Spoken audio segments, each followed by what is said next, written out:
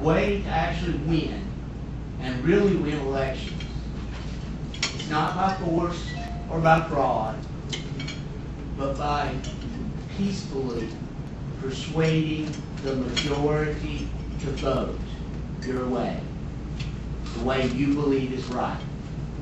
It's persuasion. That's the reason each one of you are so important to actually accomplishing the democratically free implementation of conservative ideas. It's because it doesn't necessarily happen with those in power.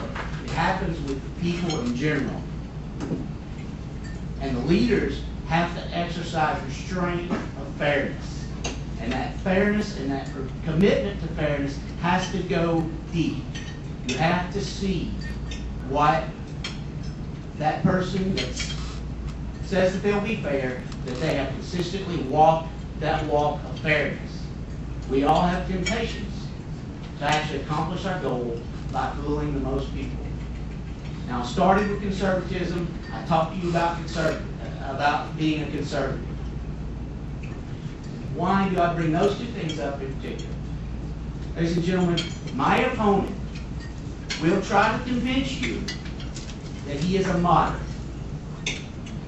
Anybody that actually gets out and tells you that they will be or are something they are not, you can just about guarantee they will not be fair with you in an election, because they are trying to accomplish an end goal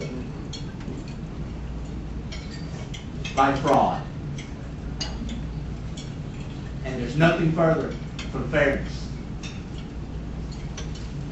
One of the quotes that I think that every politician ought to almost have tattooed on them, so that they actually keep it at the front of mind, so that they can restrain themselves.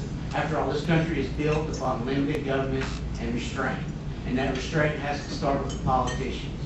It's a quote by Tacitus: "The lust for power, for dominating others, inflames the heart more than any other passion." I'm guilty.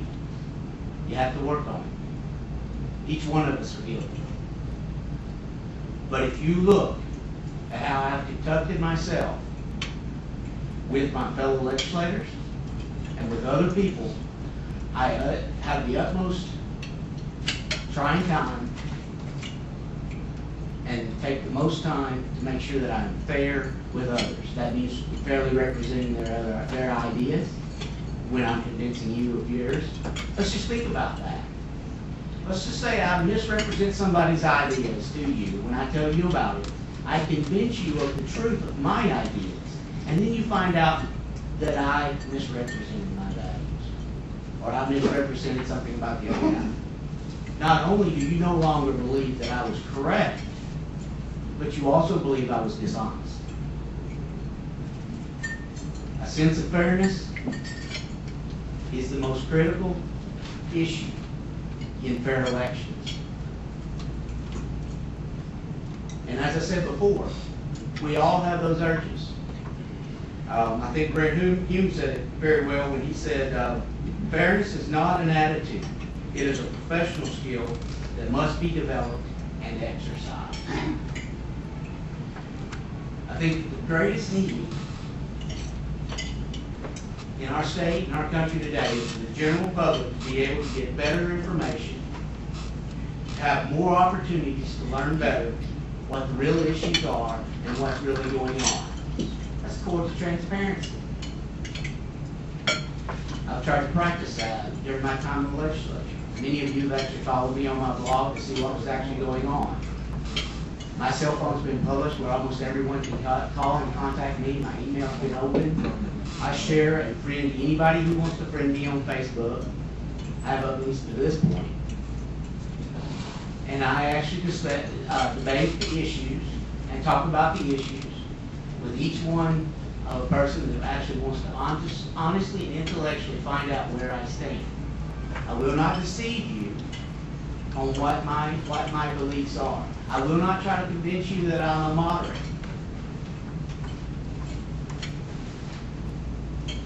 I'm going to share with you that I'm a conservative. I have conservative values. I'm going to share with you that my values or even mainstream of everyday Arkansans. And I want you to know that the reason that you need to send me to Little Rock as a Secretary of State is not because I will extend special favors to grant power for individuals, for companies, for parties. If you come to me seeking power rather than fairness, my answer will be no. It has been no, and it will be. But one thing that you can count on me to also do is when someone is actually trying to treat any one of you, any company or any party, unfairly, you can also count on me to actually stand up on your behalf, even if I disagree with you on the issues. I ask each one of you for your vote. I ask for your support.